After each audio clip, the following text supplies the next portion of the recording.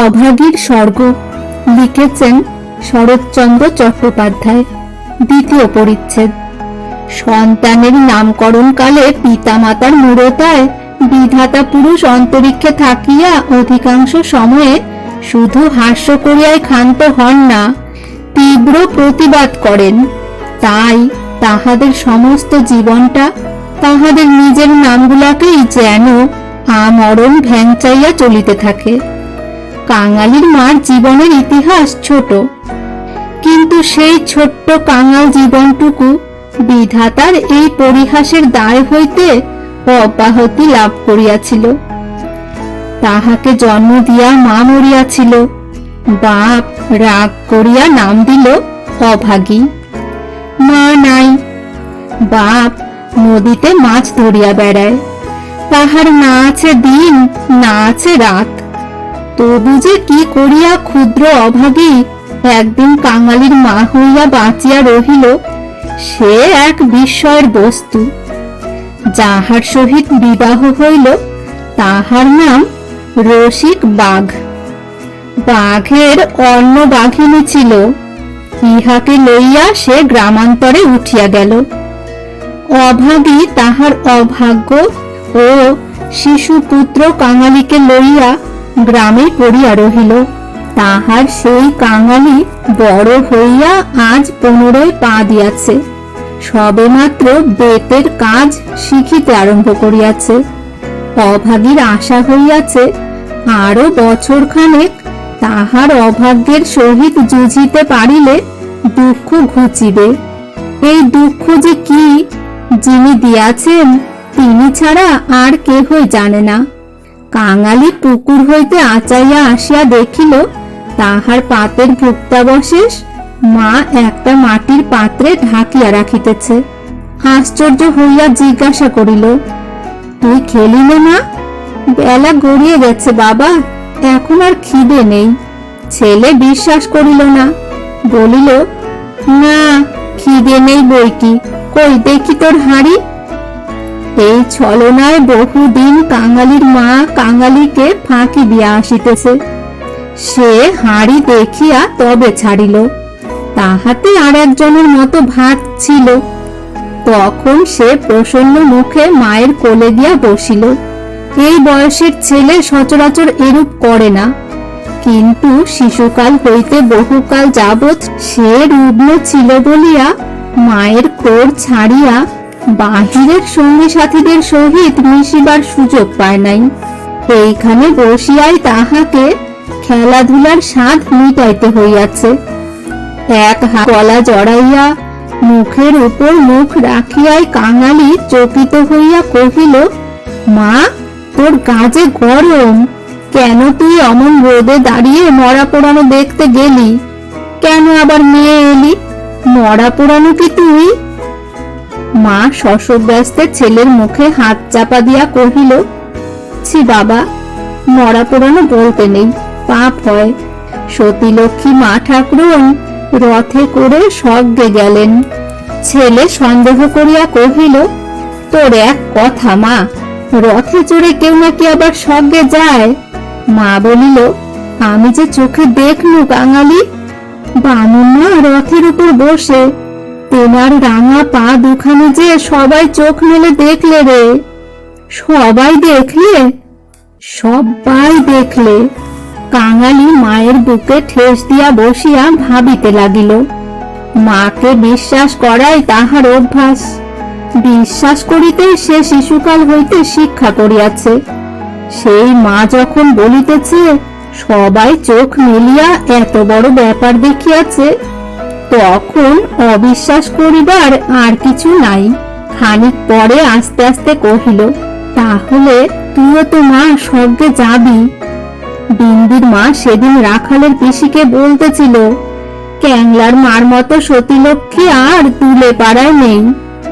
কাঙালির মা চুপ করিয়া রহিল। কাঙালি তেমনি ধীরে ধীরে কহিতে লাগিল, বাবা যখন তোরে ছেড়ে দিলে তখন তোরে কত লোকে তো নিকে করতে সাধাসাধি করলে, কিন্তু তুই বললি না, বললি কাঙালি বাঁচলে আমার দুঃখ ঘুচবে। আবার নিকে করতে যাব কিসের জন্যে? হ্যাঁ মা, তুই নিকে করলে আমি কোথায় থাকতুম? আমি হয়তো না খেতে পেয়ে এতদিনে কবে মরে যেতুম। মা ছেলেকে দুই হাতে বুকে চাপিয়া ধরিল। বস্তুত সেদিন তাহাকে এ পরামর্শ কম লোকে দেয় নাই, এবং যখন সে কিছুতেই রাজি হইল না, তখন উৎপাত উপদ্রব তাহার প্রতি সামান্য হয় নাই। সেই কথা স্মরণ করিয়া অভাগীর চোখ দিয়া জল পড়িতে লাগিল। ছেলে হাত দিয়া মুছাইয়া দিয়া বলিল, ক্যাতাটা পেতে দেব মা, শুবি? মা চুপ করিয়া রহিল। কাঙালি মাদুর পাতিল, কাঁথা পাতিল, মাচার উপর হইতে ছোট বালিশটি পাড়িয়া দিয়া হাত ধরিয়া তাহাকে বিছানায় টানিয়া লইয়া যাইতে মা কহিল, কাঙালি, আজ তোর আর কাজে গিয়ে কাজ নেই। কাজ কামাই করিবার প্রস্তাব কাঙালির খুব ভালো লাগিল, কিন্তু কহিল, জলপানির পয়সা দুটো তো তাহলে দেবে না মা? না দিককে, আয় তোকে রূপ কথা বলি। আর প্রলুব্ধ করিতে হইল না।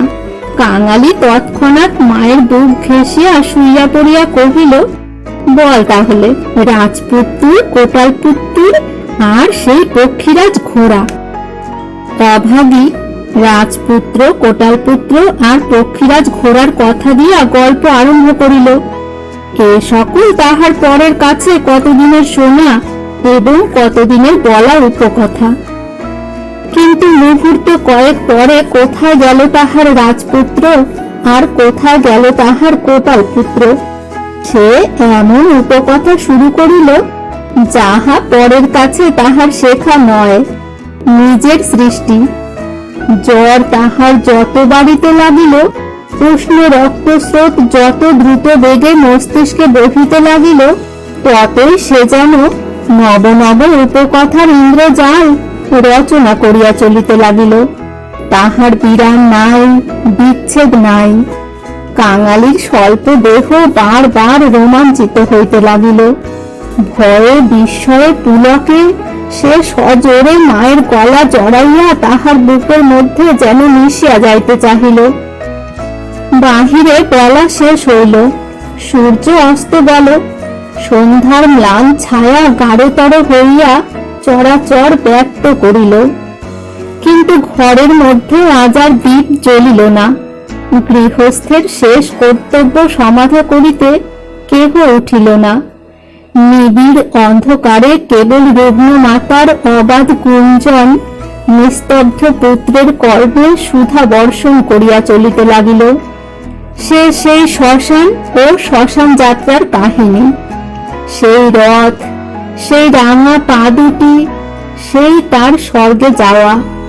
কেমন করিয়া শোকার্ত স্বামী শেষ পদধূলি দিয়া কাঁদিয়া বিদায় দিলেন, কি করিয়া হরিধ্বনি দিয়া ছেলেরা মাতাকে বহন করিয়া লইয়া গেল। তারপরে সন্তানের হাতের আগুন। সে আগুন তো আগুন নয় কাঙালি, সে তো হরি। তার আকাশ জোড়া ধুয়ো তো ধুয়ো নয় বাবা, সেই তো স্বর্গের রথ। কাঙালি চরণ, বাবা আমার। কেন মা, তোর হাতের আগুন যদি পাই বাবা, বামুন্নার মতো আমিও স্বর্গে যেতে পাবো। কাঙালি অস্ফুটে শুধু কহিল, যা, বলতে নেই। মা সে কথা বোধ করি শুনিতেও পাইল না। তপ্ত নিঃশ্বাস ফেলিয়া বলিতে লাগিল, ছোট জাত বলে তখন কিন্তু কেউ ঘৃণা করতে পারবে না, দুঃখী বলে কেউ ঠেকিয়ে রাখতে পারবে না। ইস, ছেলের হাতের আগুন, রথকে যে আসতেই হবে। মা কহিল, আর দেখ কাঙালি, তোর বাবাকে একবার ধরে আনবি, অমনি যেন পায়ের ধুলো মাথায় দিয়ে আমাকে বিদায় দেয়। অমনি পায়ে আলতা, মাথায় সিঁদুর দিয়ে। কিন্তু কে বা দেবে? তুই দিবি না রে কাঙালি? তুই আমার ছেলে, তুই আমার মেয়ে, তুই আমার সব। বলিতে বলিতে সে ছেলেকে একেবারে বুকে চাপিয়া ধরিল।